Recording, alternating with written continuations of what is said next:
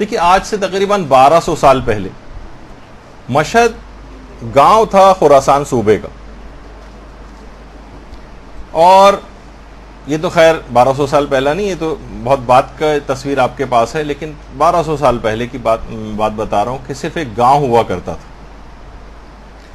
اور اس سے 20 کلومیٹر دور ایک بہت بڑا شہر تھا جس کا نام تھا طوس۔ اب طوس اور مشہد تو دونوں ایک ہی شہر کے اندر آ گئے۔ خراسان بہت بڑا صوبہ تھا، ایران کا خراسان بہت بڑا صوبہ تھا، اور افغانستان کا بھی ایک بہت بڑا علاقہ اس کے اندر شامل تھا، اور امام رضا علیہ السلام کی شہادت یہیں پر واقع ہوئی۔ اللہم صلی علی محمد وعلی محمد۔ اور یہیں ان کا مدفن بھی ہے، اسی وجہ سے اس کو مشہد کہا جاتا ہے، مشہد، شہادت کی جگہ۔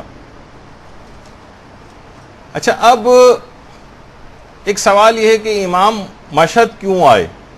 امام مدینے میں تھے، مشہد آنے کی ضرورت کیوں پیش آئی؟ یہ باقاعدہ آپ کو کتابوں کے اندر اس کی تفصیل ملے گی۔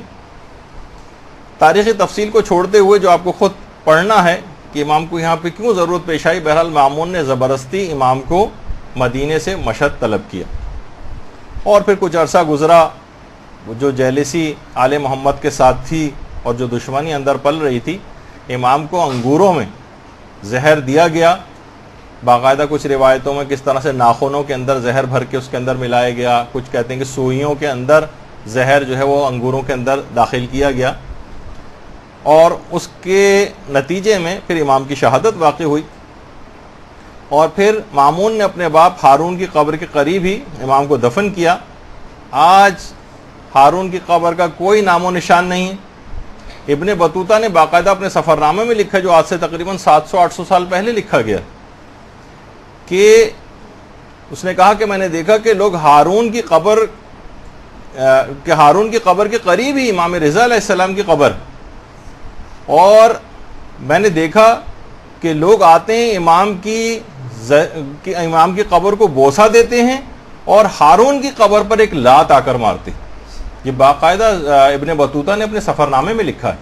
تو اس سے آپ اندازہ لگائیے کہ یعنی وہی ہارون کہ بالکل آپ کے سامنے جو ابھی ہے، یہ باقاعدہ امام کی اصلی قبر مبارک جو بالکل نیچے کی طرف ہے، اس کی آپ زیارت کر رہی ہیں۔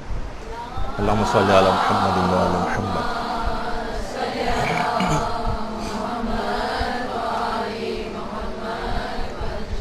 اب دیکھیے وہی ہارون تھا کہ جس کی سلطنت پر سورج غروب نہیں ہوتا تھا، اتنی بڑی سلطنت تھی، اور آج یہاں اسی غریب الوطن، سلطان العرب والعجم، وادی طوس کے شہنشاہ، معین الضعفاء، غریب الغرباء امام علی رضا علیہ السلام کی حکمرانی۔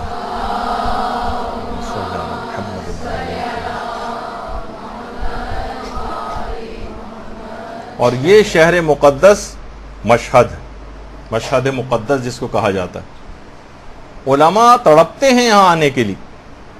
جب کچھ زائرین گئے تھے عراق اور باقاعدہ آغا سیستانی سے جا کر ملے تھے، تو آغا سیستانی سے ایرانی زائر، یہ تو خیر آغا سیستانی جب بہت سالوں پہلے نجف گئے تھے، ذریعہ امیر المومنین علیہ السلام پہ ان کی تصویر ہے۔ درود بھیجیے محمد علیہ صلی اللہ علیہ وسلم۔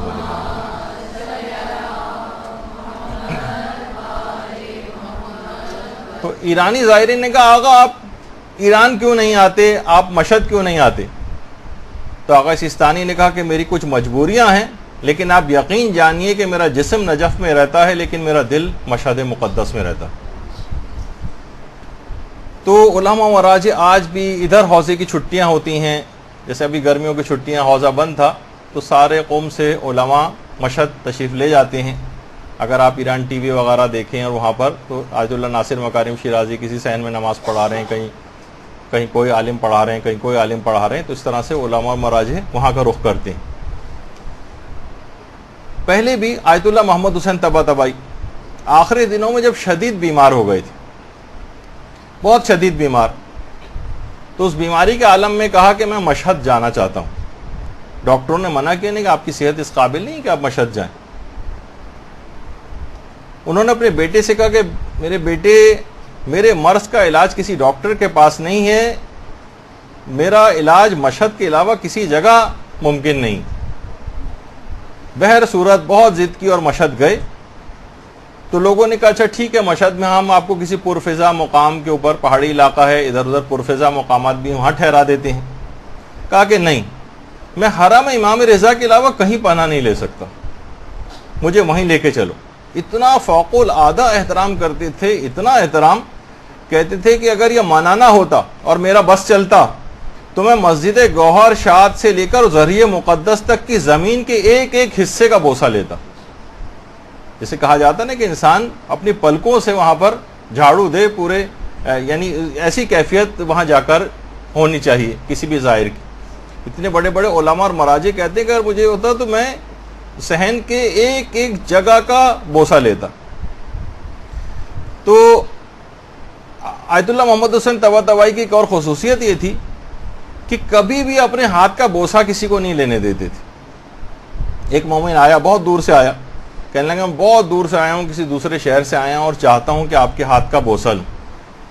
انہوں نے کہا ایسا کرو، صحن امام رضا جاؤ اور وہاں کی زمین کو بوسہ دو۔ میرا ہاتھ تو رہا ایک طرف، میرے سر کا بھی بوسہ لینے سے کہیں زیادہ بہتر ہے کہ وہاں کی زمین کو جا کر بوسہ دو۔ ایک عالم تھے، بڑے خستہ حال، کسی دوسرے شہر سفر کر کے آئے تھے۔ انسان ظاہر کسی دوسرے شہر سے آتا ہے، کپڑے میلے کچیلے ہیں، جسم اس طرح کا اس کا ہوا ہے، زہری کی طرف جا نہیں رہے تھے۔